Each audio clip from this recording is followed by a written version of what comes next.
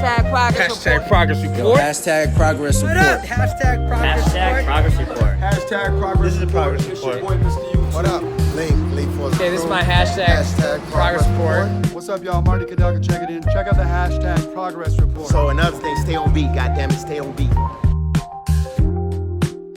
Okay. Hi guys. So today's episode is like super special.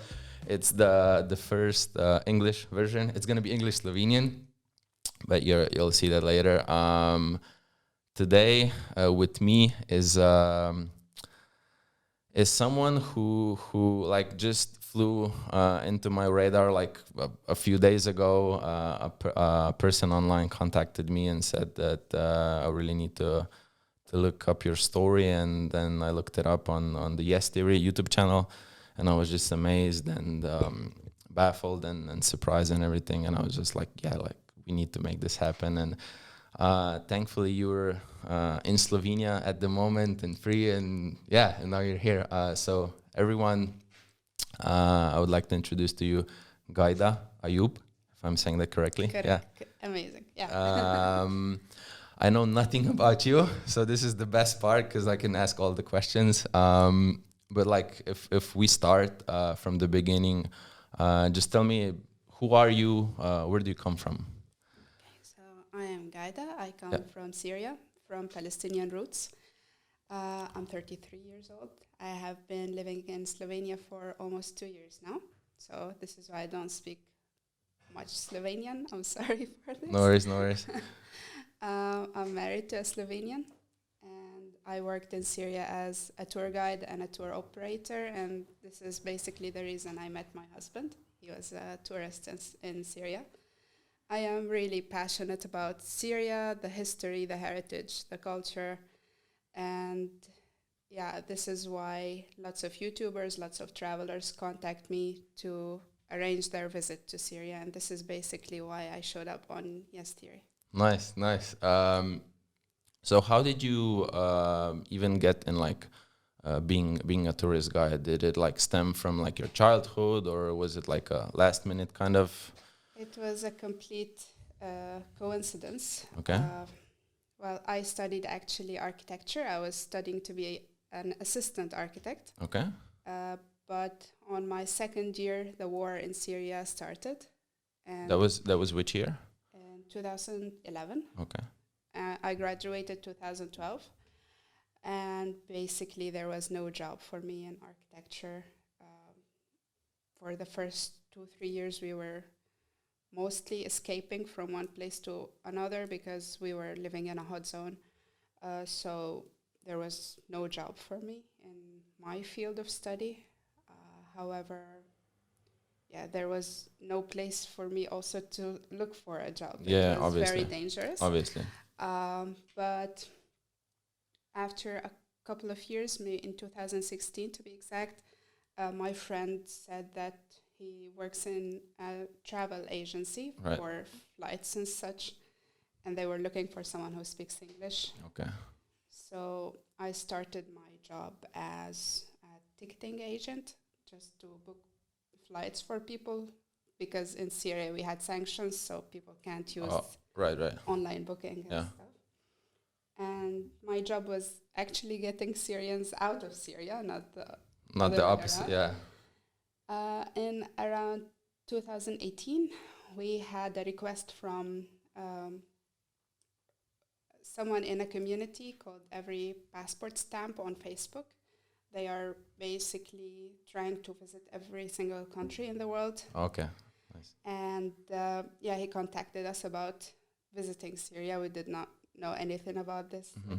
We were surprised that anyone wanted to visit Syria because of the war and everything. Yeah, it was still dangerous. There were still explosions even in the capital, Damascus. So we looked around the way, and my boss just gave me everything to do. Like, you handle it, you issue the visa for them, you go and walk them around the city, and you handle it. And I was like, okay. Yeah. And To be honest, the first time I went with a tourist, I did not know anything about the history. I wasn't. You were just kind of like put into the place. Just do it. I just know how to speak English. That's it. Yeah. So this is how it started for me. Right. And yeah, after a while, after 1 year approximately, I was just trying to educate myself about it. Then the Ministry of Tourism advertised that they will start the courses for a licensed tour guide. Okay. This is when I applied, I got my license, and then started as a tour guide. Nice. After a couple of years, I wasn't really feeling good about the agency I was working for, Okay. and I united with another tour guide, and we started our own agency. Okay. Nice. What was your, like, if we go a bit back, what was your childhood like? Like, where and how did you grow up? Like, how was your relationship with your, like, parents? Do you have any siblings, by the way? Yes, I am the youngest of 5. Okay. I grew up in, it's called a refugee camp for Palestinians, but it's it's a normal city, a normal town. But what is it called, a refugee? Yarmouk. Okay. It's like the biggest refugee camp for Palestinians in Syria. Yeah. And yeah, as I said, it's a normal town with shops. Everything you need is there. For Palestinians who live in Yarmouk camp, it was like their little Palestine. We called it a little Palestine. It's like mostly Palestinian community, Palestinian schools from the UN. So it's only for Palestinians mostly. Okay. They taught us the love of Palestine, the land that belongs to us, but we never saw. We're not even allowed to hold the nationality of it. Right. Because I come from a Palestinian family, even though I was born in Syria, I was not allowed to hold neither the Palestinian nationality nor the Syrian. Both of your parents were Palestinians? Yes. Okay. So I am basically stateless. It's very hard for me to travel anywhere. And like, I guess even like apply for a thing, because like you don't belong to a country, so you know. Exactly. I can't even imagine the headache around like the bureaucracy stuff. But inside Syria, it is normal. Right. We are treated equally, but if you go to the neighboring country, you would be treated as no one. Really? Yeah. Just because you're Palestinian. Yes. And like, so like people in like Syria or like just like in the Arab countries, do they like look differently at Palestinians, or I don't know what's the kind of like vibe and relationship? It's different from one country to another. Okay. For example, in Lebanon, they are treated very bad, even though they were born in the country, but they are not treated well. Right. In Jordan, they can carry the nationality actually. Okay. So it differs from one country to another. Okay. And like you said, you're the youngest of 5. Yes. Yeah. So I am the princess of the house. Okay. I am so pampered. I'm still so pampered. I actually lost one of my brothers during the war. He was killed by ISIS, and he was like a civilian, and he was working for charity.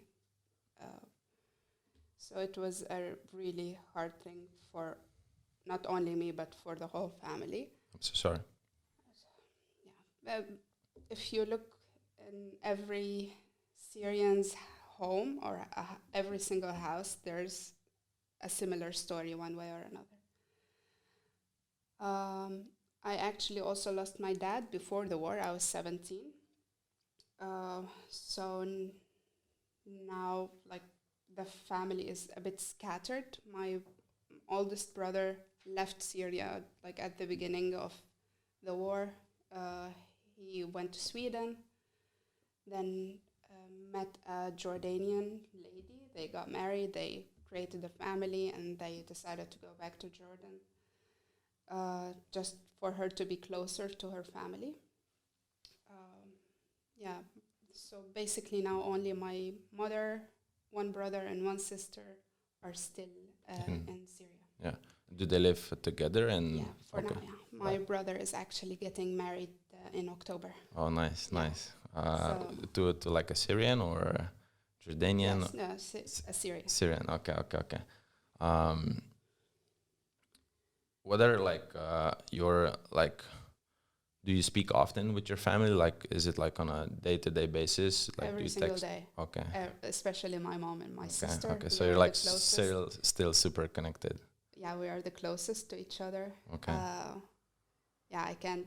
I feel even very bad that I left them, but you know, I need to find my way. Yeah, everyone has like there comes a time when everyone has to like start their own like life. Exactly. And if it's like with your family or like separate, you know, you just have to find your path. Exactly. And it's been like a dream of mine for like years and years to live and like to live in Europe and just to be away to, because it's different in Arab families in general. They are very possessive of their kids. Okay. Like even if I'm 30, they don't care. Okay. So They it's like belong to me. it's like an Arab tradition kind of. Yeah. Okay. Yeah. Okay. So I can't move out unless I get married. I can't do anything if my mom doesn't approve, you know? Yeah. But is it like the values and the traditions that you guys have, is it like kind of like written down somewhere, or is it just like the way of life? It is just a cultural thing. Okay. Yeah, I think it depends, because Syria, it has lots of cultures, lots of societies. They are different from one another. Okay. I think I live in an average home. There are people who are more conservative, Okay. people who are more liberal. Okay. I was raised in like somehow average. Kind of in the middle. household, Yeah. yeah. Okay. Okay. And what are like your like values? Are there like, do you have like, I don't know, I'm just like being curious. Do you have like in general Arab values or Syrian, or like the things that you and your family value and have traditions? Is it like based upon faith, religion, like geographically? So here's the thing. I think for me, my mom, for example, is very religious. Okay. I am not religious at all, but I carry lots of her values. Maybe lots of them are they're like from religion, but most of them is just culture. It's what Right. they taught from their parents, that they taught from their parents. Right. So it's just traditions mostly. Okay. Did you had like a problem now that you live in Slovenia, kind of like get used to like Slovenian traditions and like the European culture? Was it like a shock to you, or? Like even since when I was little, my mom was always making fun of me that I'm too westernized. Okay. I always I loved speaking in English. I loved watching Hollywood movies. Okay. You know, and even when I'm working with foreigners. Right. So I think that I'm too westernized. Okay. But I didn't think that it would be so hard for me to move from Syria to a Western country, to a European country, even though I love it. But yeah, this move was very difficult for me. What was hard? What was difficult? Like getting the paperwork done, or like just logistics? The papers are a different story.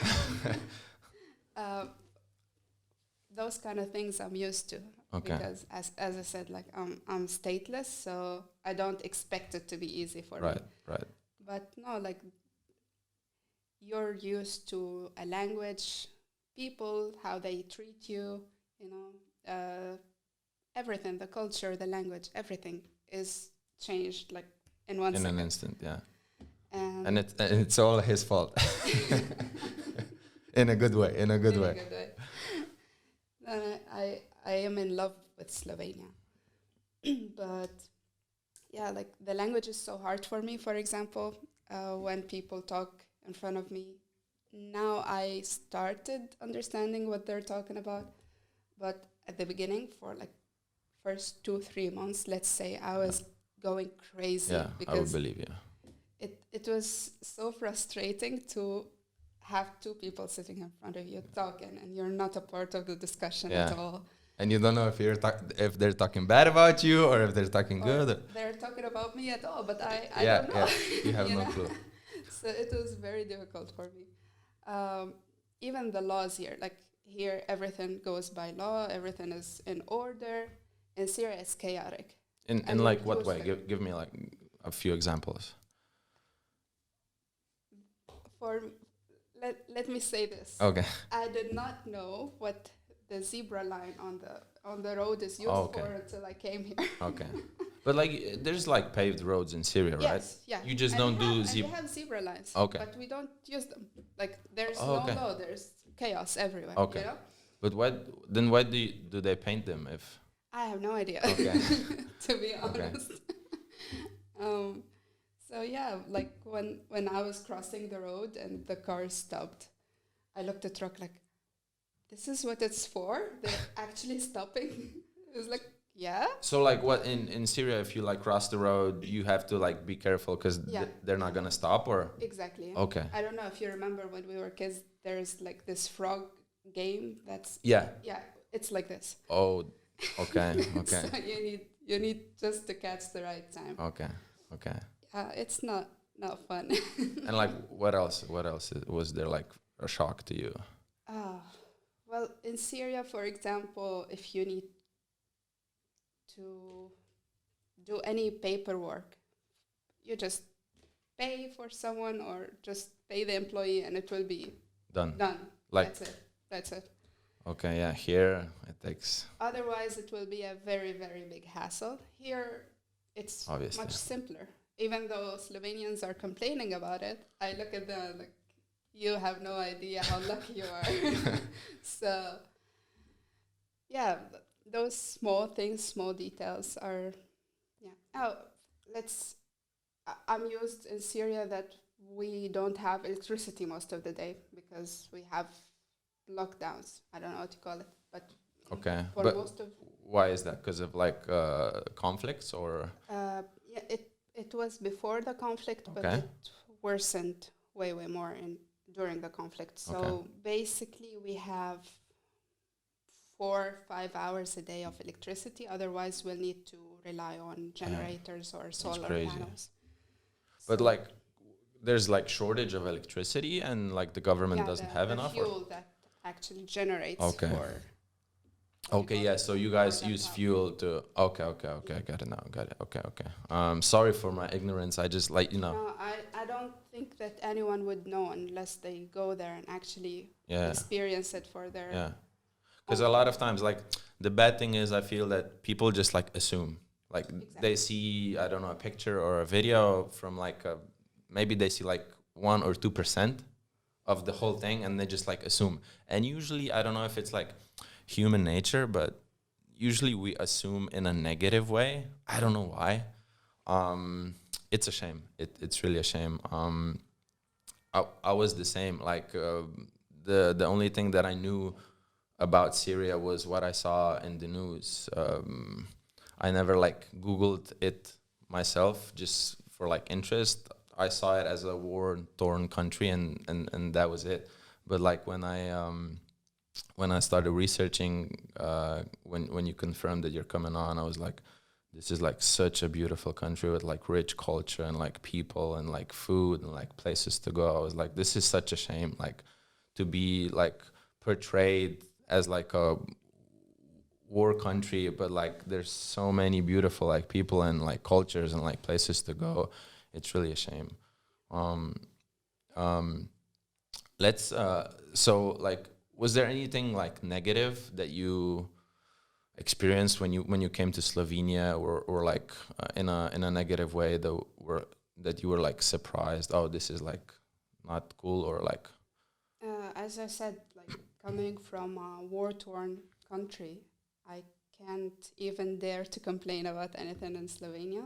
Everything is luxurious here. Okay. I can only complain about the prices. It's very Expensive. expensive, yeah. But no, it's not about Slovenia lacking something, but even though I was ready to move out of Syria, even though Syria is now in a very bad place, but I was feeling nostalgic like the whole time. Right. For example, in Syria, I didn't cook.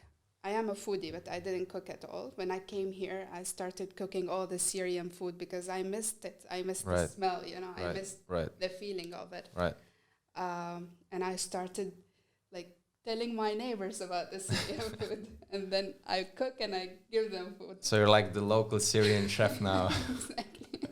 And I was like, I miss this. Nice. And yeah, I started cooking a lot now. Nice. I think, I think it shows on him. He didn't have that belly before I came. Well, you know what they say, love goes through the belly. At least that's what we say in Slovenia. Yeah, ljubezen gre skozi želodec. But yeah, it's for me the transition was the hard part, not the country itself. I always tell people like you should come to Slovenia. It's really beautiful. Like I love everything about it. But I still feel that some part of me is still there in Syria. Obviously, I mean, you were how old were you when you left? 30.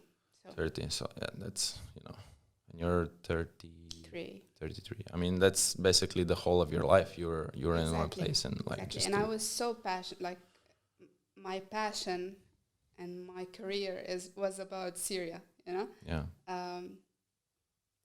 As you said, people only knew Syria through war and ISIS and explosions and conflicts. Yeah. But this is why I created my Instagram page, and this is why I wanted more and more YouTubers to see Syria. It's because we're much more than this last decade. Yeah. We are like a country with thousands of years of civilization. Lots of history, lots of heritage, lots of culture, lots of amazing things. If I'm not mistaken, I think like Aleppo or Damascus are like the most oldest city or like metropolis in the world in history, I think. Yeah, Damascus is the oldest continuously inhabited capital in the world, but Aleppo is older than Damascus with around 2,000 years. That's just like crazy if you think about it. Like, I know, this is... Yeah, people don't know this. Yeah, and like at the same time, when you hit like when you know that it's like the most oldest inhabited, and like at the same time you see like videos of it being destroyed and like bombed, you're like, what the hell are you guys doing? Like, because I don't think they care. They, first of all, ISIS stole lots of the artifacts, especially in north of Syria and in Palmyra and the desert. I saw that. Central of Syria. They stole a lot and they gave it to either the US, UK or Turkey. But like why? Are like, is ISIS, like obviously it's like a terror group or organization or whatever, but are they like, do they believe, like seriously believe in their cause, or are they just like mentally disturbed? Or if you ask me, I would say no. They just want to use the religion for power and money. So they just basically like brainwashed, kind of, for like religious. Either use. Brainwashed, or either they're just using the name of religion for them to get this money, power, control. But like a normal, like rational, like even like a low IQ person can't justify the things that they've done and are doing. I mean, what? I don't understand it, you know. It's hard for me to understand. It's hard for anyone, even for us, to understand what is the mentality of someone that could do this. Yeah. There's a book called The Animalization of Humans, and it basically talks about the mentality of the stronger part, the aggressor. And they basically believe that anyone who disagrees with them or don't have the same values or thoughts are inferior. They're subhumans. Right. So killing them would be as killing a fly or whatever. So unfortunately, we are dealing with deranged, unhinged people. Yeah, yeah. And is it like is ISIS on like their downfall, or like is it still strong as like a thing, or I don't know. The problem is I don't know if you know, but the president Bashar al-Assad, the former president, he's in somewhere in Russia now, I think. He escaped to Russia last December, and his regime has fallen. He was a dictator. He was a deranged person. I do not support him. However, the president that came after is an Al-Qaeda member, ex-Nusra member, and ex-ISIS member. Leader, not only a member. I think he was like a few years ago, he was on their terror watch list. And then the West kind of like promoted him to be like the leader. Exactly. I think some Syrians would be mad at me if they heard this, but Syria would be worse off. I am really sad of what's happening in Syria right now. Massacres started after like 2 or 3 months of him being in charge of the country. Really? Things are not under control. Syria is going downhill. And I just don't feel safe going to a country where like literally an ex-ISIS leader is ruling it. Yeah. Some people are still happy that al-Assad has gone, but I don't think there's a difference between them. Both of them. I mean, if both of them are bad, it's like, you got to choose the less rotten apple. How do you even like, how do the people and like your mom and your family, how do they like have hope for like a better tomorrow? If by now, I think people are used to the despair. Okay. Like I remember first 1-2 months from the war, we were so scared. We were running around. We were like it's the end of the world. After that, we got used to it.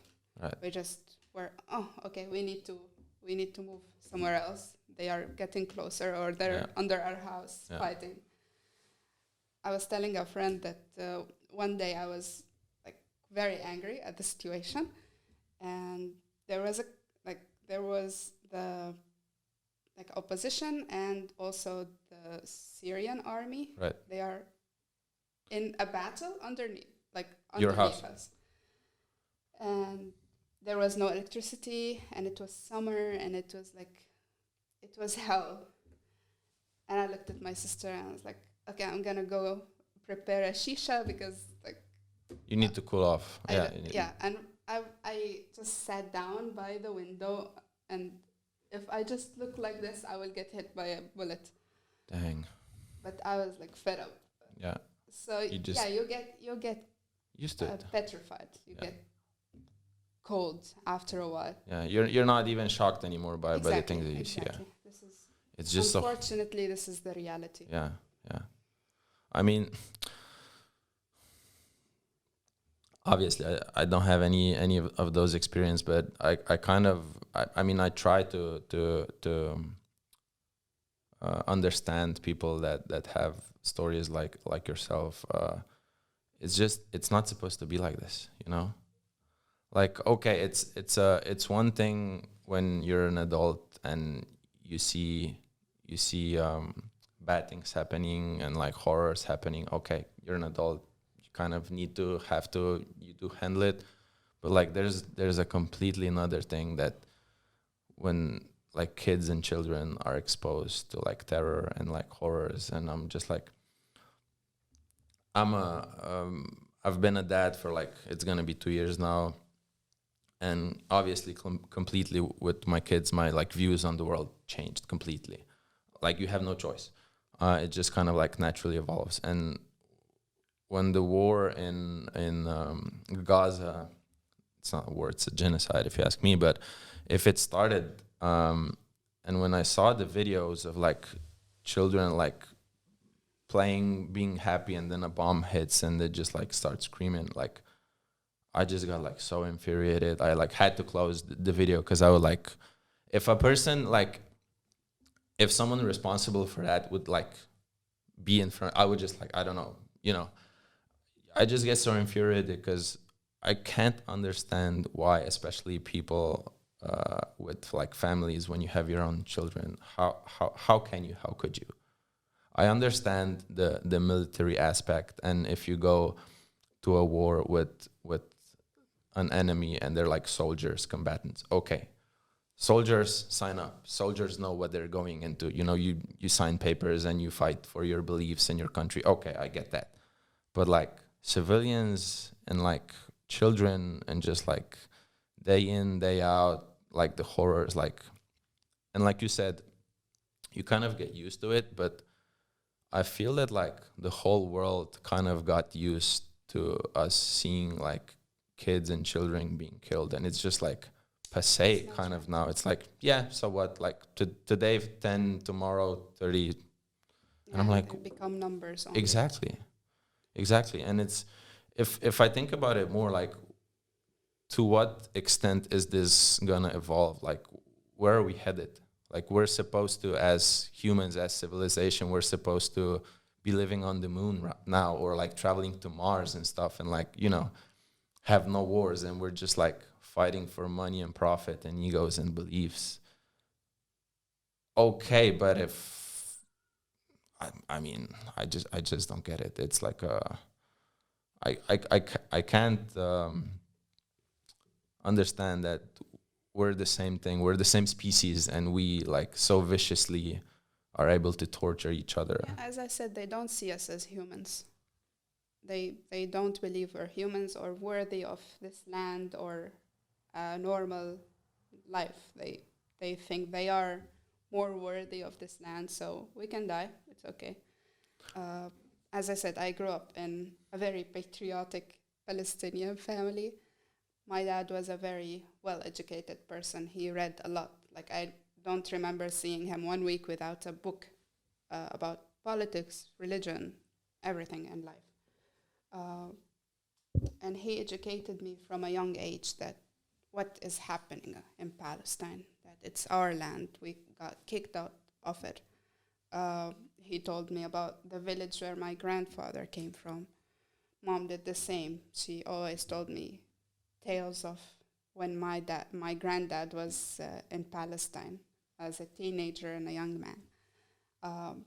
We grew to love Palestine, even though we never saw it. We identified as Palestinians. And unfortunately, people saw the genocide only 2 years ago, October 7th. It started way earlier. I've been listening to the same tales since I could remember, and even before. There are lots of documentaries about Israeli soldiers talking about their crimes gleefully, very proud that they gutted a pregnant woman or put a baby in the oven. I think like all the fairy tales they talked about in October 7th, it happened to the Palestinians since 1948. You can see eyewitnesses. You can see their own soldiers talking about. That was the first, what's it called, Nakba? Yeah. The catastrophe. 1948, yeah. So 1948, that was the time that kind of like Israelis just like occupied the land, or well, the Jews, obviously there were already Jews in Palestine. Yeah. They were living with Christians and Muslims, and it was a normal country under the Ottoman Empire. Then after the World War, Britain took control of the land, and Jews were starting to flee from Europe. Right. So they started living in Palestine. They started to form their own colonies. And the United Kingdom was giving them more and more and more land authority. Okay, authority, okay. So in 48, basically the UK declared that this land belongs to Israel. And the mobs, those colonists, started to attack Palestinians to take more and more land. And they kicked off about 750,000 Palestinians out of Palestine and out of their homes. That's only in 1 year. Yeah. So at the time, did Palestine have its own authority or like government? It was under the British mandate. Oh, okay. I get it now. And then from that year, 48, it just like kind of like evolved and... Exactly. Right. What about like because with this, like the whole geographical conflict, I'm like, also like I have a lot of questions about like, why don't, let's say, Jordanians or like Egypt or like Qatar kind of like put their foot down and like step in and be like, hey, you're not supposed to do that, stop, or like put more pressure on like the British or like the US or... Unfortunately, they have their own, what's the word for this? Their own agenda, let's say. Okay, right. They have... There's money in the background. They know that the power is within the US, which is backed by Israel. Yeah. So their good, or like the profit is with them. And if they pressure them, then they won't buy their oil or like exactly. Right. Exactly. This is what's happening. That's why Jordan, Egypt, Morocco, the UAE have like recognized Israel, let's say. They value money more than life. Exactly. Yeah. Like you said, I feel people in like peaceful countries don't fully appreciate how lucky they are to be living in peace and like... Absolutely. Like you were yourself so many years just like exposed to fights and shooting and bombings and killings and stuff.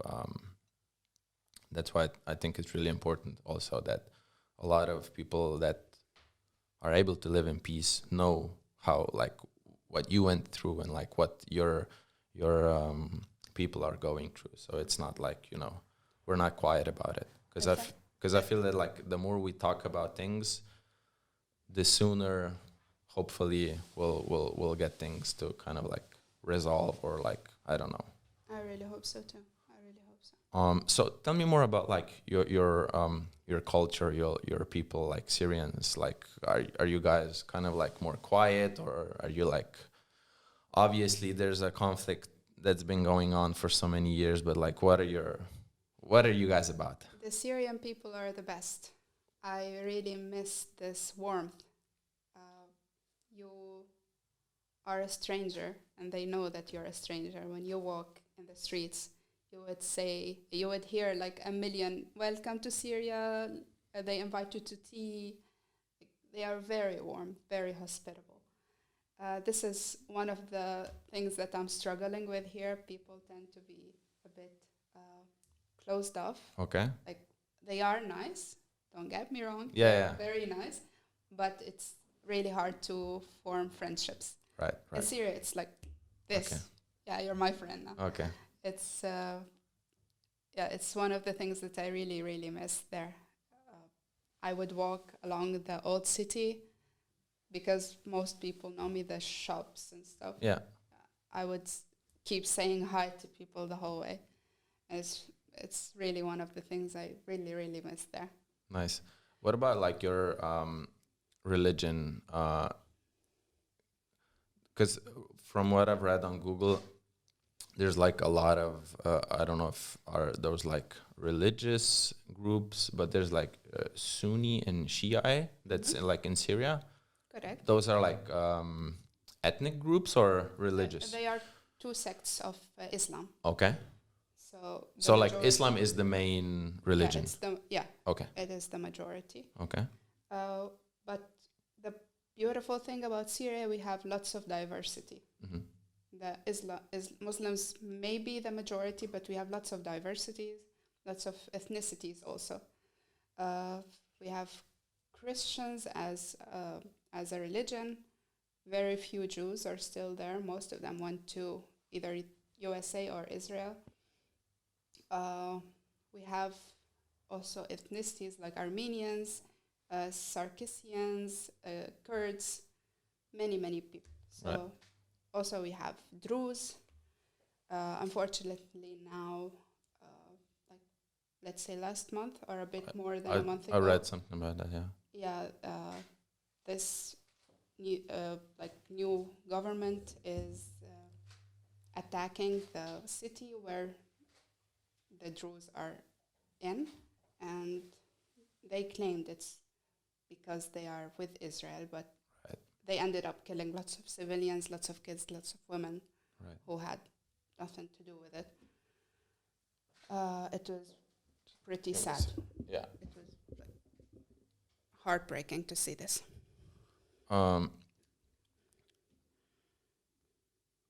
Were you like when you were born? Did your like parents like? Did you went like to the mosque like I don't know on Sundays or like how's the practice of religion? My household was a bit weird. My dad was not religious at all. Okay. My mom was very religious. But when I was young, I leaned forward to my mom. I was very religious too, and I chose to wear the hijab. That's the head head cover. So your face is basically out, or Yeah. Okay. Just hiding my Hair. and Okay. wear long sleeves. Right. Basically. Oh, so the whole thing is called a hijab.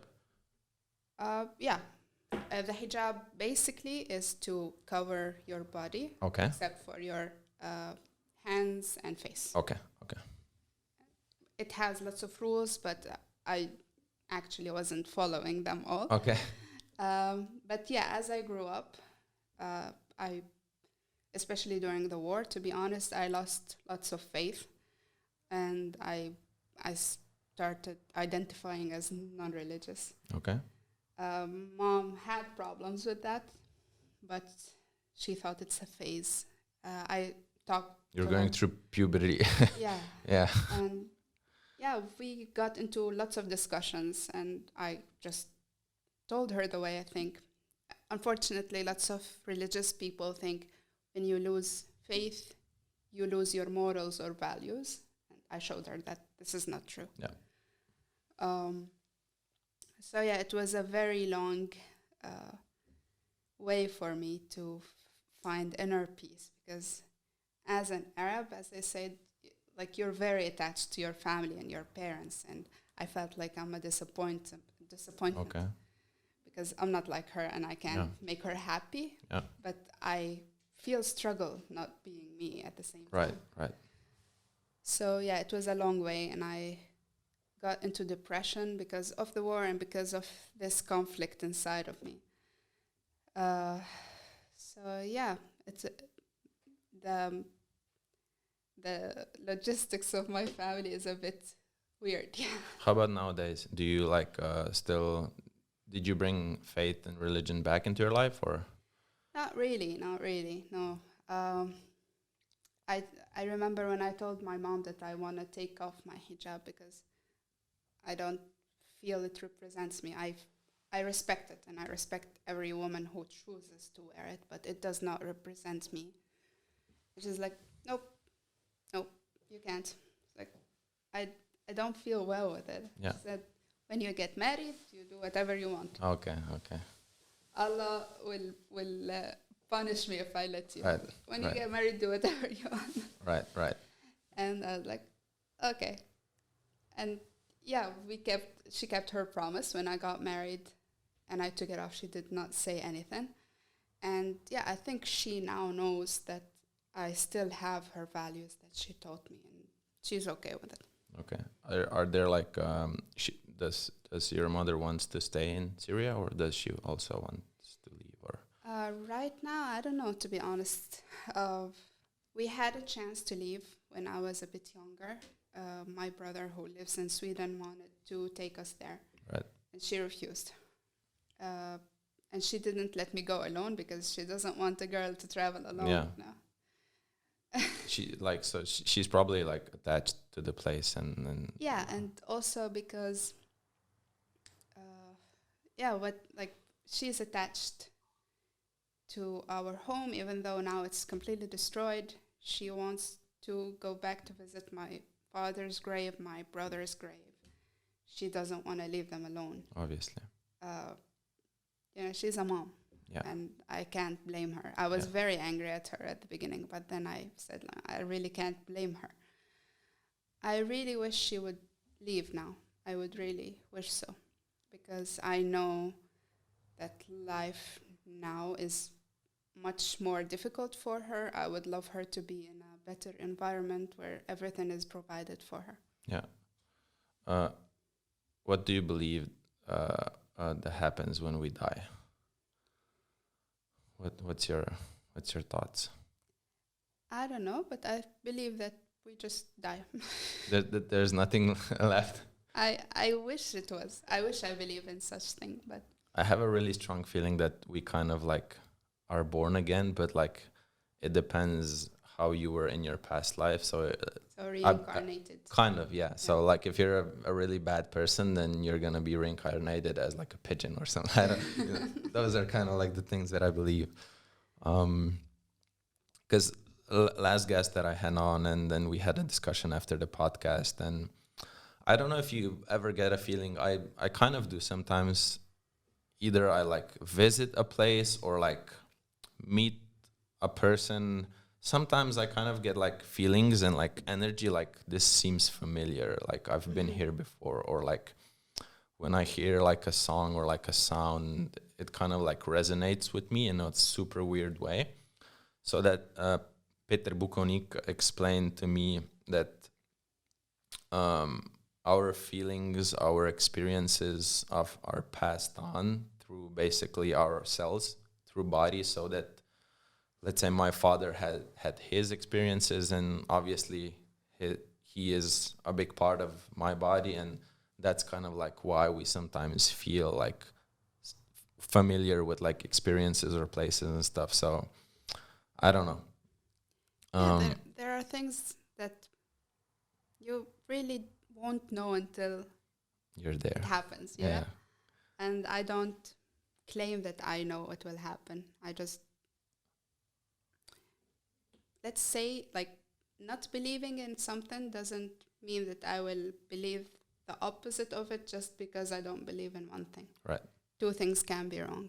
Exactly. So I don't know for certain, but I just know what I don't believe in. Right. There's like a lot of people talk about with terrorists that they believe that when they die, they're gonna be awaited with like, I don't know how many virgins.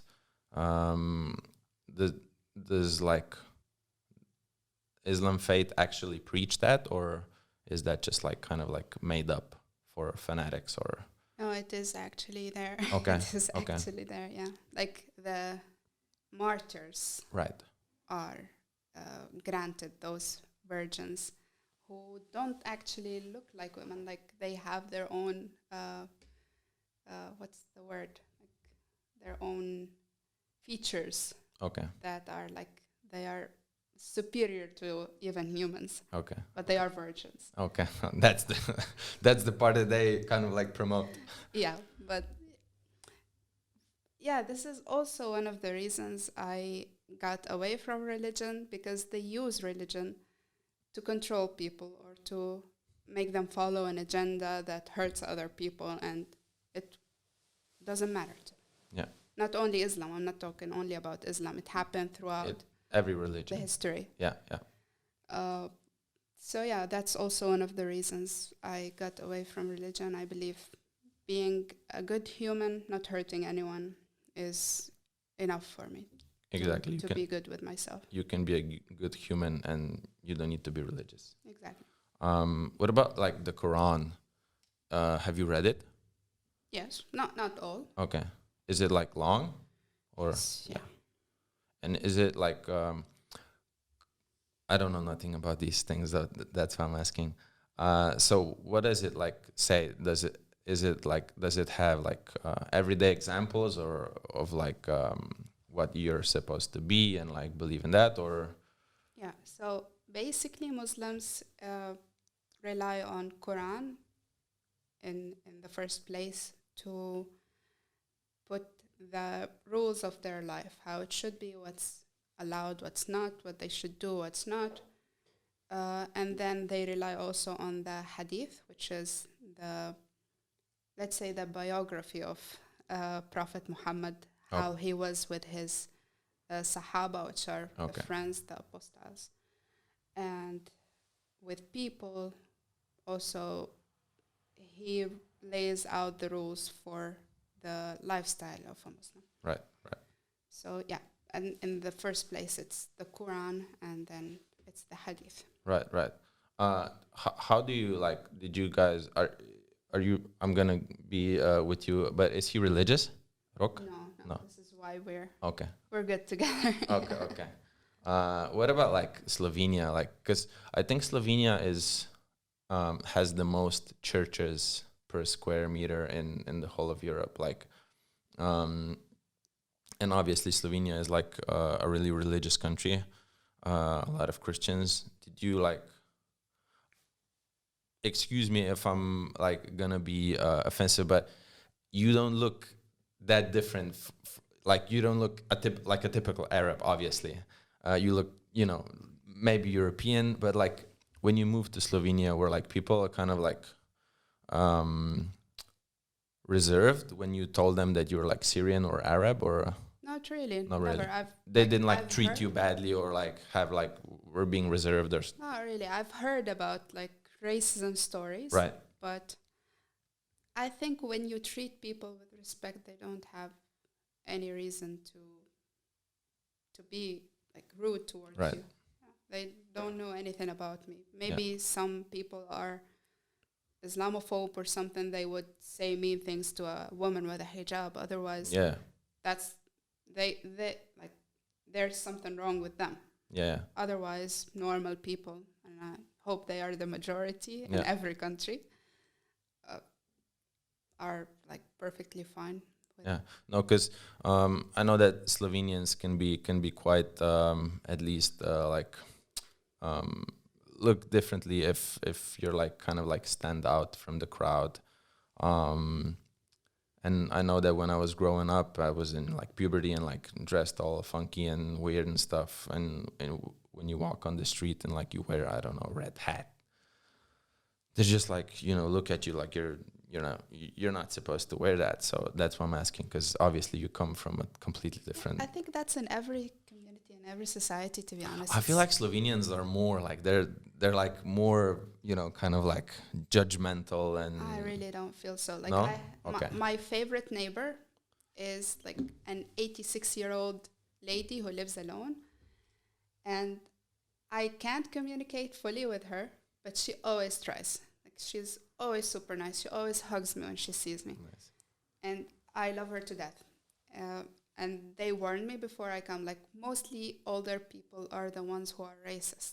And so far, older people are the ones who I really enjoy their company. Nice. So I don't know if I'm lucky or it's just just a bad image people are trying to portray. But so far, it's been all nice. Nice. Do you miss architecture? Not really. No? So you're fully in the tourist. It's been a lifetime for me since the last time I drawn a plan for a building. So okay. For me, it's. Do you guys live in an apartment or in a house? Apartment. So maybe if you buy a house, you can draw your own house, and then he can build it out of. It's been 13 years since I graduated. Well, I'm so old. Yeah, so. But no, I really feel people are nice. However, when people hear that I'm from a Palestinian heritage, sometimes they lean to be racist towards the other part. Okay, right. Which is, I really condemn. I disagree with. It's not about the religion. It's about obviously. It's about politics and mentality, Yeah. that we are inferior to Israel. Yeah. Or the Israelis. They have the right to live on our land. We don't. This is my problem. them killing my people, this is my problem. But yeah, whenever someone tried to say something about the religion itself, I was, no, don't say this. Don't say this in front of me. I do not agree about it. And I think a lot of people don't mean bad, but they just don't know. They're uneducated about the matters. True. And they just assume, like I said before. I mean, I've also, like, before, when I was younger, and obviously you watch Hollywood movies and everything is based upon like the terrorists in the Middle East, and like you kind of get like a bad picture about the whole place. But then I got older and started like listening to podcasts, reading stuff online, and then you kind of like are shocked. Like it was all just like a switch, that basically, you know, the governments or like movies just portray a certain picture for you because of the bigger agenda. Exactly.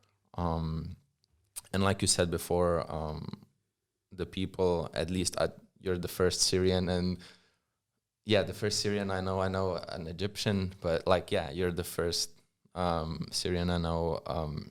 From what I saw on YouTube, on like vlogs and stuff, just like nice, like the best people, kind of like humble and like down to earth and helpful. I really want to know, like, what is Damascus and Aleppo? Like, what are the cities like? At least now, what's kind of like left of them? Like, you mean like socially or both, economically or well, things are bad everywhere now. Yeah. The banks are suffering. Power is suffering. Everything is really bad. But especially Damascus and Aleppo have a very, very big part of my heart. As a foodie, Aleppo has the best food in the world. Like, it is the best. And like, I cannot even describe. And they are very proud of their food, and I completely agree. Do you know how to cook those dishes? Some. Okay. But you feel that like people from Aleppo are like completely different Syrians. Okay. They are like very good at what they're doing. I loved going to Aleppo, just the old city, even when it's destroyed. It was destroyed because of the war and also because of the earthquake in 2023. Right. 22 or 3? Yeah. I forgot. But yeah, it was 23. Even with the destruction, it is the most beautiful place.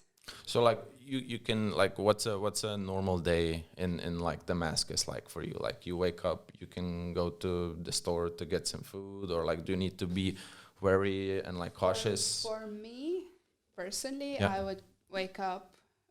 I live in the suburbs, so on the side of Damascus, because we had to escape lots of times, and we just settled in this town where it was like the safest back then. Right. It was risky, but it was the safest. So we stayed there because our house was destroyed during the war, so we just stayed in this town. So I would have about 30 minutes drive to Damascus, to the old city. I would go to gym, and then I don't really like working in the office, so I have my favorite cafe, which is in the heart of the old city. Most of the cafes in Damascus, old city, is like old houses from the 18th century that are turned into either cafes or restaurants or hotels. They are very beautiful. Like, you can see that they are ancient, but you can feel the soul of it. And they have a courtyard with a fountain in the middle, and like you can see the sky. Nice. It's magical. So there is one cafe I go to every day, and I'm a shisha addict. Okay. I smoke shisha a lot. Okay. So I just go there, I open my laptop, I work from the cafe, I smoke shisha. Then my best friend, who's also a tour guide, when she doesn't have tours, she knows where I am.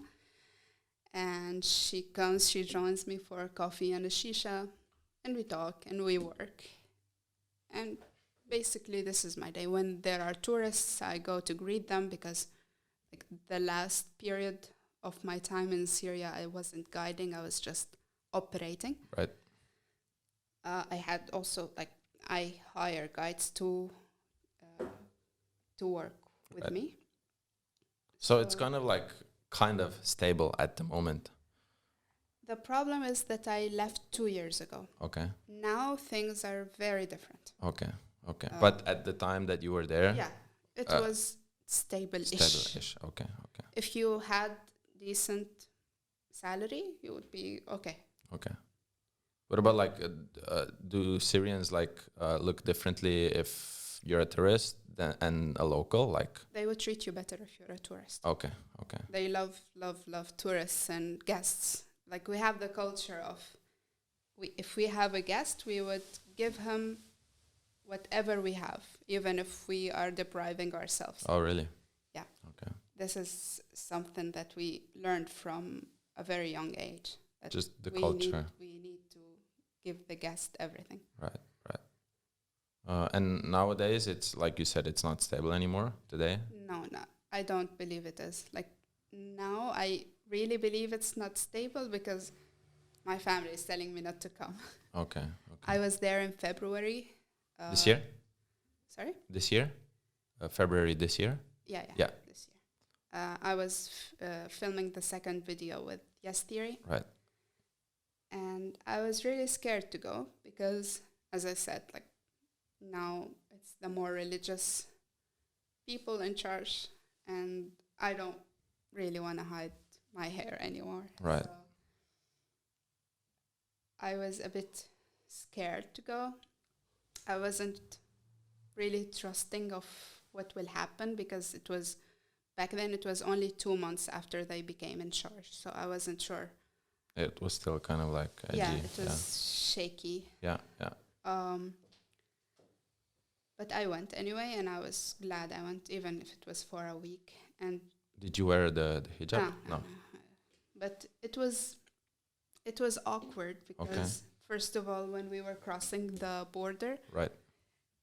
the driver told him, like, she's a Syrian and she has her husband who's a foreigner, and he looked at me like, I need a proof that he's your husband. Okay. Like, okay, I have it, but it's in the car. She said, yeah, go get it. Okay. And that never happened. Like, we went before to Syria, and that never happened. So if you wouldn't provide proof, they wouldn't let you in, or? Probably. Okay. They won't let him in. Right. It was a very strange request. Like, they were allowing all the tourists back then. Yeah. So why are you now asking? What would it matter? Yeah. But anyway, I gave them the marriage certificate. And luckily it was in Arabic because we got married in Syria. Oh, okay. How was that? How did that look like? How was that feeling? Did you had like a Syrian wedding, or we didn't have a wedding. I don't believe in weddings, but we went really? To court. Yeah. Okay. We went to Why not? Why don't you believe in what part of marriage you don't believe, or like? And not the marriage, the wedding. The kind of like the celebration and stuff. Yeah, exactly. Yeah, okay. Because now I think people now are getting very obsessed about the luxury and the social media. It should be perfect on social media. People are getting married just to have photos and then post them. And they would like put excessive amounts of money for one day, and it's. I'm sorry, but I don't believe it's right. You know? Yeah. So we chose only to get married in the court. Okay. In the border, he just checked every single word and made sure it's legit, and then he was like, okay, you can come in. Oh, so you didn't even fly directly to Syria? No, we went to Lebanon because it was a short notice kind of thing. So the flights to Syria was new from Turkish Airlines, and all the people from out of Syria wanted to go back to their homes, and it was full and very expensive. We chose to go to Lebanon instead. Right. and we drive to Syria, which is like a 3 hours drive. Right. I've also read and heard a lot about like there's this notorious prison in Damascus, or they like they like locked up like political prisoners and stuff like that. Can you like tell me more about that? Like, what was that all about? Well, this is the horror story we always heard about since we were kids. We learned from young age not to mess with the intelligence, not to say anything politically, because they will take you and you will end up in Sidnaya. We say you will go behind the sun. Okay. That means you'll disappear. Yeah. So. And it was it like that, like on a day-to-day basis? Mostly all the prisons were like this. So for them, if you are a thief or a killer, is better than being politically critical. Yeah, exactly. So it was a very big deal. And in my job, I had to be very, very careful. I had lots of threats by them that I need to cooperate or else. Because they thought every foreigner is a spy. And I was like, come on, you should encourage tourists. Of course. And like the irony is that Al Jazeera, France 24, I think lots of like the big channels were saying that the tour guides were working for the government and they are like secret intelligence employees. And I was like, dude, we are threatened by them every single day. They were basically being paranoid, yeah. Yeah, like, and we are as tour guides and as like people who work in the tourist industry, we are enemies of both sides. This side is accusing us of working for the government, and the government is accusing us for cooperating with spies. Yeah. It was a nightmare, but I really loved what I'm doing, and it was a really fun job, and I met some extraordinary people. So I didn't want to go, but at the end, it was becoming too much. This is one of the reasons I was glad I was going. Yeah. Because if one video went viral with some tourist, they would call, they would ask, they would look at you like, are you hiding something? Yeah. And it was very nerve-wracking.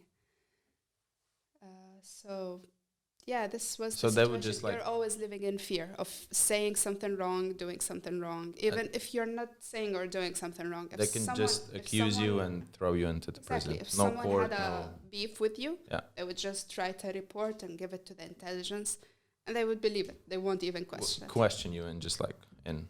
Yeah, that was crazy. The situation there. That's crazy. And I also read that like a lot of people like just died or like were tortured to death in the prison. Yes, one of them, I used to play handball in high school. And I went to play with like number one handball team for like young girls. And the trainer, my trainer was like the best in the country. And I don't know why, but they took him. And with all the people that he knows, they couldn't help, and he ended up being killed under torture because he was already sick. Yeah. Lots of tales about this. Like there are people who are disappeared until now. We don't know where they are. Yeah.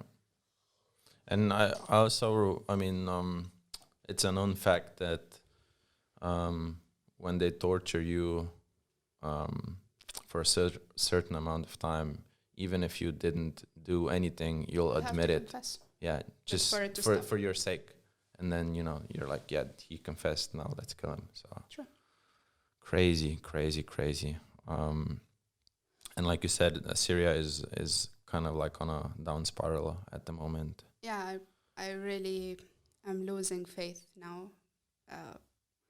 They say that they are doing new projects for the country's development, but some influencers have digged deeper, and they found out that those companies that are doing those investments are ghost companies. They don't exist, or they barely do any work, so they can't manage to do this investment. Yeah, they're just stealing So money. it's just fairy tales.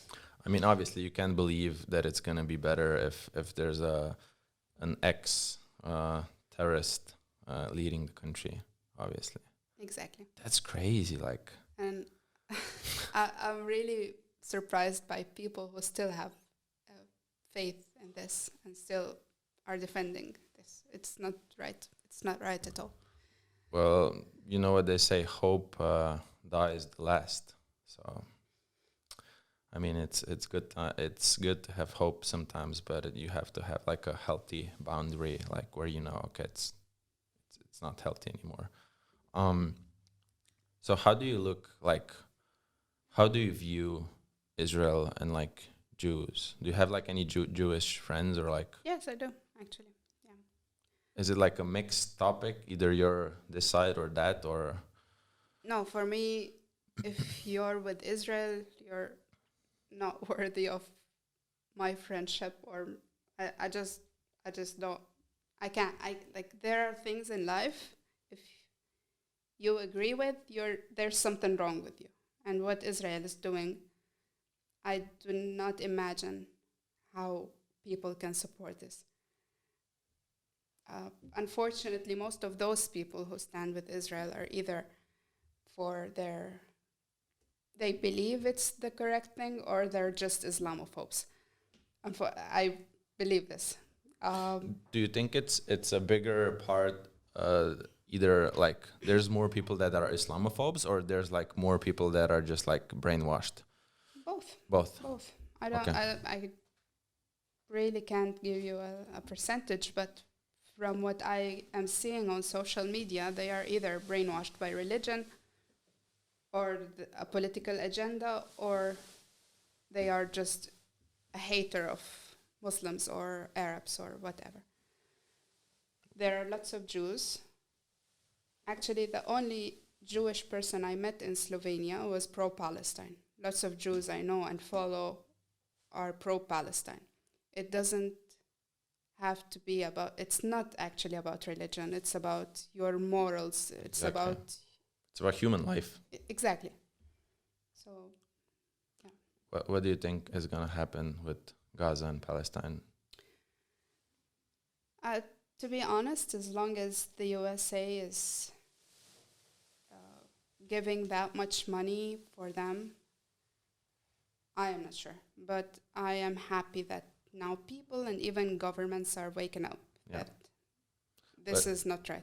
But even with that, I'm not so certain things are gonna change, because like politicians are putting out words since, I don't know, ancient times, and there's two different things. There's either what you say, but are you also gonna do something about it? Because a lot of governments are starting to recognize the state of Palestine. Okay, that's a big step towards it, but that's only on paper. You know, there's not action on the ground, at least at the moment that I see of. And me personally, I'm just like, I don't see it as a good thing.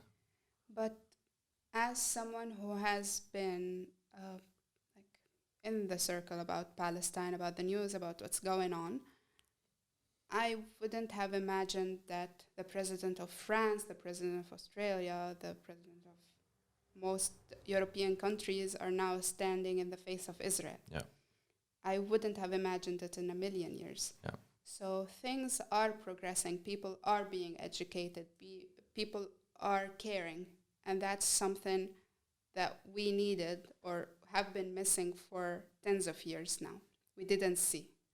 So I think the change is happening. It is slow. Yeah. And it is not easy to make the change, but it is happening. And I also have like a very big faith in the new generation. I can see even Israeli teenagers refusing to go to serve in the IDF because they do not approve of killing of other people. And that is amazing. Even if it's small number, it will be bigger. Small with steps, years. yeah. People are changing and being educated, and I choose to have faith in humanity. Yeah, I mean, at the same time, it's horrifying that we're able to see with our own eyes videos and pictures of the horrors. But at the same time, if we wouldn't see that, it wouldn't be so much of an uproar, and maybe Israel would do what they want to do, and no one would even know about it. And this is why Israel is targeting all those reporters, because they can They're see. Hamas. Yeah, of course. I mean, even a 3-year-old can see what's right and what's wrong and what's bullshit and what's the truth. True, but some people choose to not see the truth. Some people choose to be ignorant. Yeah, that's the problem. it's easier. Yeah. Crazy. Can we get Rok on the microphone? Hello, Rok. So, guys, listeners, viewers, this is, you'll see him in a second. This is Rok, Ghaida's husband. Pozdravljeni. Malo bomo imeli mešano slovensko-angleško, English, Slovenian. Daj si tak, ne vem, za pešico blizu, neka taka, recimo. Tako da ja, daj mi pa zdaj ti mogoče povej, kako to, da sta, kje sta se najdla? Where did you guys found each other? Like, who found who messaged who first? So I was the one who messaged first because I do a lot of traveling, and I was deciding between Iran or Syria, and then I saw the first part of Yes Theory video, and I decided that I want to go to Syria. I contacted Ghaidaa because she had the company, and we started chatting just about the business. Yeah. So I tried first time. I think it was 2022. Yeah. Then end of 2022. Yeah. And I went to Lebanon. I went to Syrian border, and I was refused because my visa was not okay. Okay. Yeah, but I think that short time before this, the war in Ukraine started. But why did you want to go to Syria if it was like a conflict zone? No, there was not a conflict zone by then. I mean, Damascus and this part was pretty safe. Okay. But I just wanted to see the history, the destruction, try the food, and so on and so on. But yeah, the first time I was refused, so I stayed in Lebanon. The funny story, when I returned back, the moment I boarded the plane, I got an email that my Syrian visa is approved. So yeah, then I said I will never go to Syria. And then she told me like, okay, your visa is valid for another 3 months. Okay. If you want, you can come later. Okay. So yes, I decided to come back in February, I think. And how to say, Lahko tudi slovensko. My best friend, the one I mentioned, was his guide actually. Okay. Yeah. No, but the funny part is when I went to Syria, I told to my friends, and they were all saying, "Oh no, there is a war, there is a destruction, you will get killed, there are suicide bombers and so on." Yeah. But nobody mentioned the earthquake, because when I was in Syria also, this big earthquake in At the time Turkey, that you were there? Yeah, I was in Aleppo actually. Crazy. I was in Aleppo in hotel on 7th floor. So Whoa. yeah, it was crazy. So was it really bad? no, it was like in a movie. So It was pretty bad, yeah. It you was can- 6 point something, right? I think That's seven. crazy. Okay, Yeah, it was hard. Yeah. So and it was in the middle of the night, so we were sleeping, and it was really shaking. So, but the most funny part is that the Syrians that were in the same hotel, they were not so scared because they thought that it's a bomb or something. Right. Yeah. Crazy. So they didn't even leave the rooms. Oh, so they just stayed in the rooms. We were just maybe 20 people that went down to the lobby. Yeah. But her friend, my guide, Yeah. she stayed in the room, and they were waiting for me because I went back to my room to check where they are, and they were waiting for me outside my room and banging the door. Yeah. Crazy. So yeah, my friend was very traumatized after this. So she called me. She said, "I'm gonna get him back to Damascus, and can you please finish the tour?" Yeah. I was like, "Okay, he's nice." So for how long did you went? I went for 5 days, I think. 5 days. 4 or 5 7 days was the first time. I remember it was 5. I don't. Anyway. Okay. Yeah, but it wasn't a very long trip. So it's basically a coincidence. Yeah. Okay. It was Thank God for the thank earthquake. God, yeah. And then you guys just like met, We just clicked. Yeah. clicked. Yeah, when you know, you know. So yeah, I was like, when I met her, and this is I don't know if it's the main thing, but when you see how people around her respect her, and whenever I went with her to some other places, I don't know, a restaurant or some places to check, all of the people was very respectful toward her. So yeah, I said, this is something I cannot lose, Yeah. or something Yeah. that I need to try. Aw. Yeah. But how was like for you? Because obviously you're Slovenian, and like, was it like hard and weird? Were you confused, like how to approach? Because like she was a Syrian. She has like an Arab background. It's like different cultures. Like He You- didn't have to. I also fell for him. okay. It was like It was was immediate. easy. I don't know. We just felt the same thing at the same time. Okay. Well, yeah. When love happens, it happens. I know. Yeah. It is crazy. It was crazy. I still can't believe it. If someone would tell me like this and this will happen in Syria Yeah. with a Syrian, I would say it's not You're possible. out of your mind. No, that's not possible. And everywhere we go, when we say that he's Slovenian and I'm Syrian, Oh. how? Yeah. What a weird combination. So did you extend your first day of 5-7 days, or No. I didn't extend, but I came back 2 months, I in think. 2 months. So because my visa was valid for 3 months, right? Yeah. and then you were And then he met my mom. already? That was Second. terrifying. As I told you, Believe she's so. very religious. And like I was terrified to tell her. Did you prep him? Prepared him? I was the one who's terrified actually. Okay. He was very optimistic, and Okay. turns out he's the one that's right. I was like, Mom, I met someone. Like, okay. Maybe maybe we'll get married in the future, Okay. very near future, because this is the key part. You should tell your family that we're planning to get married. Okay. Not a boyfriend. He's Okay. a fiance. Right. So it's like, okay. I think because like I turned 30 and I never told her about any guy, and whenever she said like I hope you get married, I say no, I don't want to get married. I'm working and I'm doing fine by myself. Right.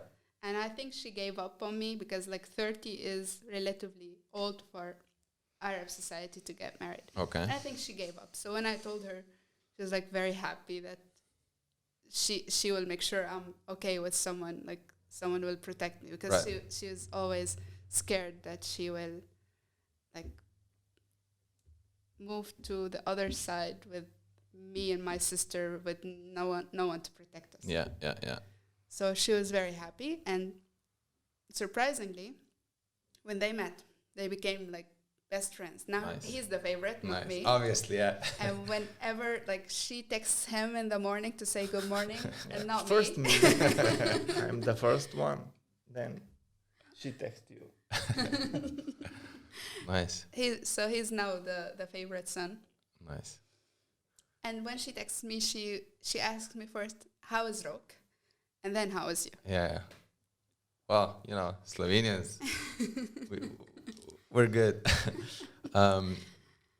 Okay, so the second time you come to Syria, you basically introduce him to your mom and kind of like tell her that you're The gay. second time Yeah. it was. You came just for this. Uh-huh. It was Ramadan, I think. Yeah. It was the second time. Are you when you guys have Ramadan, do you kind of like follow the rules? Me personally, Yeah. I don't fast. Okay. However, I don't eat in front of people who are fasting. Okay. But like mom knows that I don't fast. Yeah. And Okay. even if I tried to, my blood pressures instantly drops and I become dizzy, and it's very bad for Okay. my health. Okay. So she knows that I can't really. But Okay. yeah, I just respect the feelings of others, and I don't eat in front of Yeah. them, basically. And then like with second time you came, you announced, and like when did you like move then? Afterwards, we hired an attorney for us to start with the paperwork, because it takes long time, especially because he's a foreigner. And we don't have the civil marriage, so we need to be the same religion. Okay. And he had to convert, Oh, okay. just like for us to be able to Yeah, get yeah. married. Oh, so like Syrian government doesn't allow you to get married if he's not If we're not from the same religion. right. That's kind of crazy, isn't it? Yeah, well, I mean, they follow the yeah, Sharia. yeah, So it's the Islamic rule. yeah. But Was it weird for you to?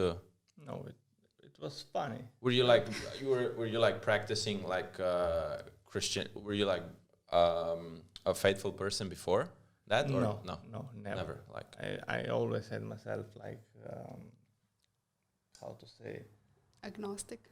agnostic. Yeah. So okay. But he had to go to court actually to convert. Okay. How was that like? Like, what did that look like?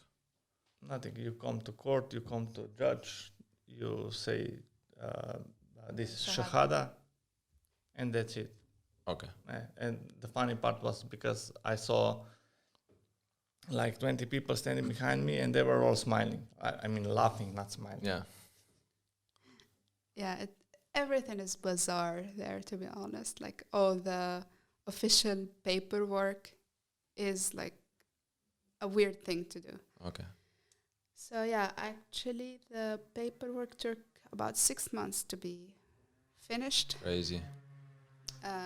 One of the times the lawyer called me and he said, we have a problem that will delay the paper about 3 weeks. And I was like, what's the problem? He said, well, I went to the Ministry of Foreign Affairs to like let them know that about the situation and get their approval or something like this. And on the system, they don't have a Slovenian nationality. So now we need to pay them To add.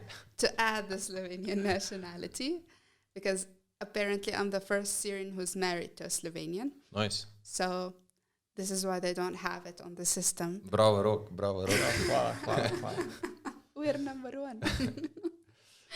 And yeah, it was hilarious and frustrating at the same time. It was a battle actually to get this marriage certificate. Crazy. Yeah. Honeymoon? Did you guys go to honeymoon? We just traveled around. Slovenia is the honeymoon. That is It true. is? It is. Yes. It is. A constant one. And you guys live in Ljubljana now? Yeah. Yeah, okay. So do you, because you said that you were traveling before to different places, do you still like travel now, or are you like settling down kind of in Slovenia, or do you still visit a lot of places together or like We separate? try to visit as much as possible. We were in Bosnia last week. We spent about 4 or 5 days. 4 or 5 days, yeah. Okay, It was amazing. It was I went to Bosnia before, but it was closer to Slovenia, right. to Croatia, sorry. So it wasn't like a very long or extensive trip. But this time we went to Sarajevo, to Mostar. Right. It was very nice. Nice. I really wanted to visit before. And how was like the reaction of your family and friends, like when you told them that you fell in love with a Syrian girl and you're gonna get married and convert to Islam? And No, first of all, nobody believes. Nobody believed what's happening, but then they said it's your choice, so you do whatever you want. That's it. Okay. So but now I think that they are all more than happy. Obviously. I mean, you guys are glowing. Like you there's a energy to you guys that you just feel. So nice. How's your Syrian language going? I know a few bad words and some simple words. He just knows what I say when I get mad at him. Yeah. Well, that's the most important thing. I made sure to teach him those so he can understand when I. Right. But you are the same with Slovenian. Of course, yeah. So What did you teach her? What did he teach you? Which words? I really want to know. Lots of bad words. Okay. But yeah, my favorite is calling him Budala. Budala, yeah. thank you. Even Shukran. his Shukran. name. Shukran.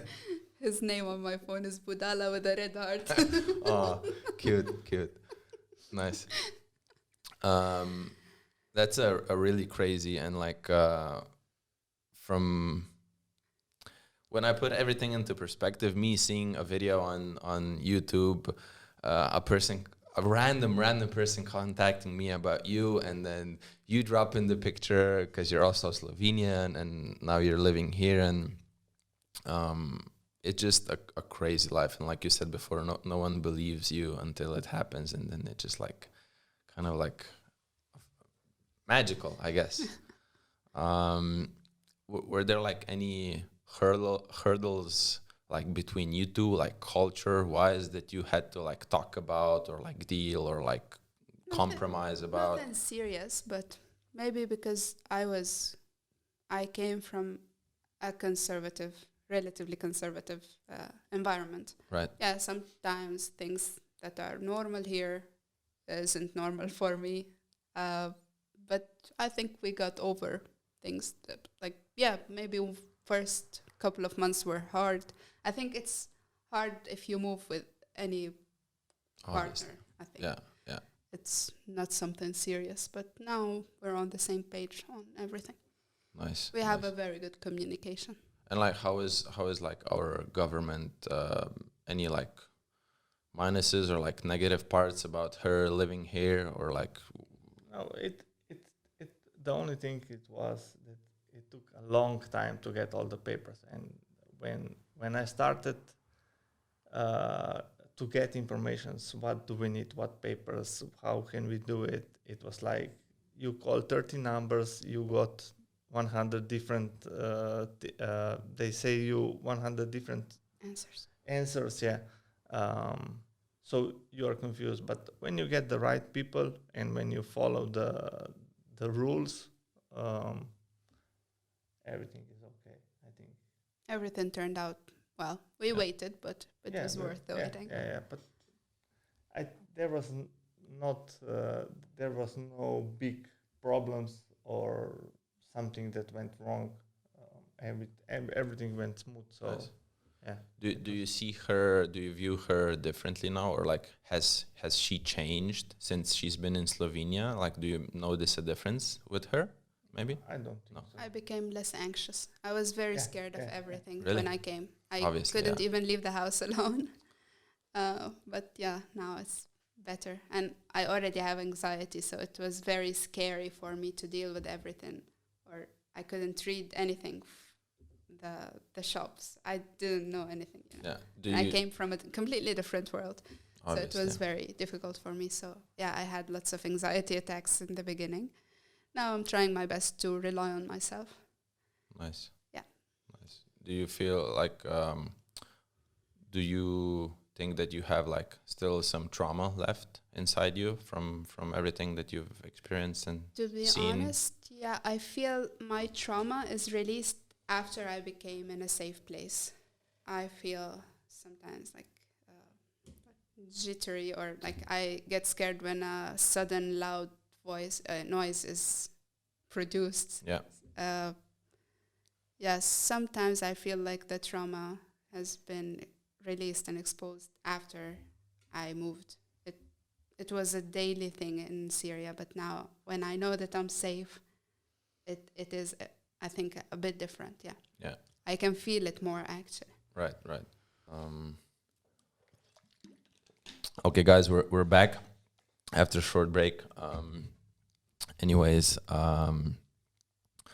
me and Ghaidaa were just talking about like how lucky I feel, and I know that a lot of people around the world, especially us Slovenians, are, because we're born in a peaceful country and don't have to worry about bombs being dropped on a day-to-day basis.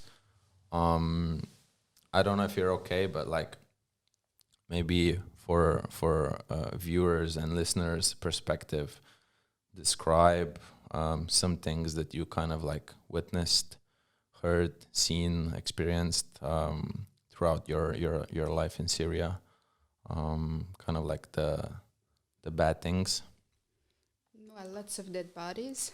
I remember one time my neighborhood, Yarmouk, I was still in El Yarmouk, but we escaped from my house, that was like a hot zone, to my grandparents' house, which was a bit further and a bit safer. And the battle happened. It was like for 2 days. We were hiding, and then we heard that they left and we can go out. That happened every couple of weeks. Someone would attack the other one. They will take control of the area, then the other one will attack, and so on. So when we got out, people were just discovering the dead people that were killed during the battle. The problem is they're all civilians. I don't know who was killing who, but they both, I think, killed civilians. And I remember there was an empty shop, and they had this, I don't know what you call it. When you opened the shop, yeah. And it was half open. People opened it all, and they found that they were killing people and dropping them there.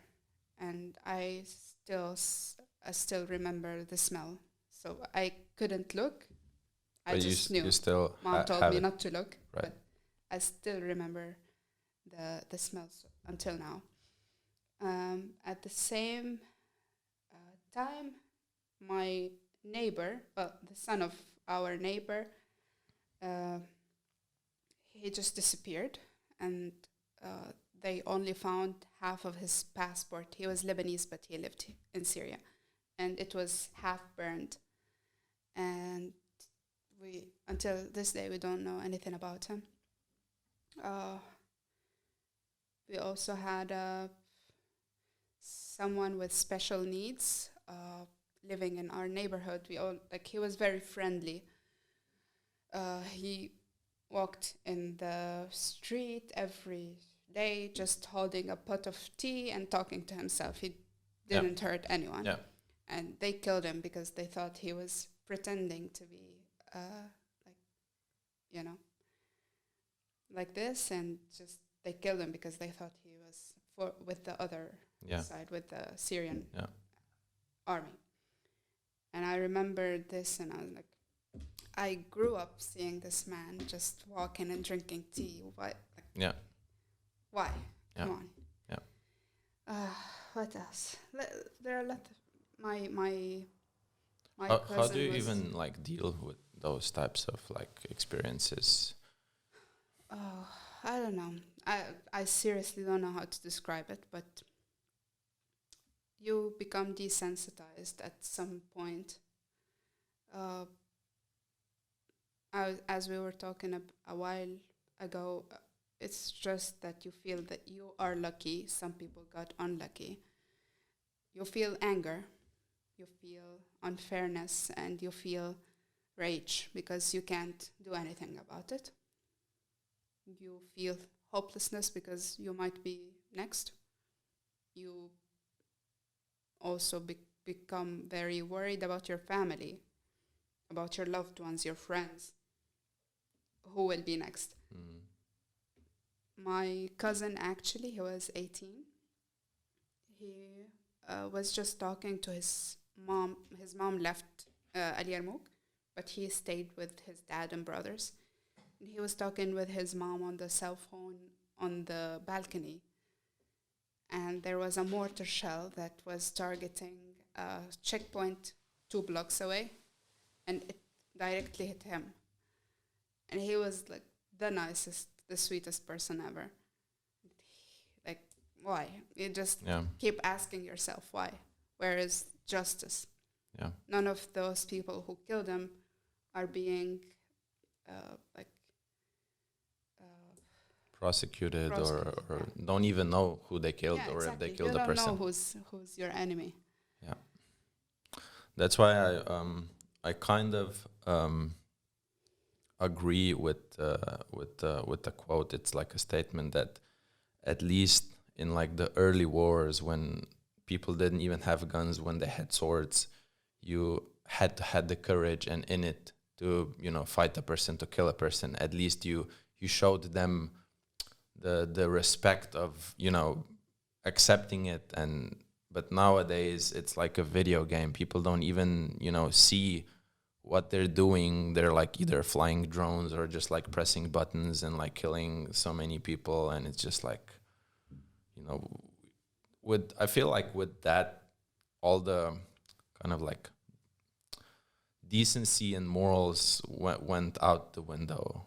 Because like in the Japanese culture, it was like honorable, you know, to die by the sword, and enemies had great respect for each other, you know. But nowadays, like you said before, they don't even like view you as human. It's crazy, the world we live in. And well, I at least hope that with all the conversations that everyone is having and shedding some light on like the whole Palestine tragedy, it will come to an end sooner than sooner. What do you think is the best solution, or not the best solution, but like what can a normal regular person that lives around the world can do to like help with the situation? First of all, to get educated about the matter, then speak about it. And I really believe that boycotting helps. So yeah, get educated also about what's to boycott, what's to buy. I really believe that people can have influence. I know that the governments and the corporates are very powerful, but we make them powerful. So we have the control if we get educated enough about it. That's completely agree. What would you say to all the younger audience that's like, I don't know, starting to think about what they're gonna do in life, from all your experiences so far in life, from all what you've been through, what you've seen, what you've heard? What would you say to, like, as an advice to a, I don't know, let's say 14-year-old Ghaidaa somewhere in Slovenia? What advice would you give her? First of all, this generation is our hope of humanity, and I really believe that they are going places. Some say that this generation is no good, but they said the same about our generation. I believe that they have the power also if they have the correct weapons, and the biggest weapon is education. I also hope that this generation knows the value of life. I wake up every day feeling very grateful that I get to wake up. Many people didn't. I try to do my best with all my mental, not problems, but difficulties.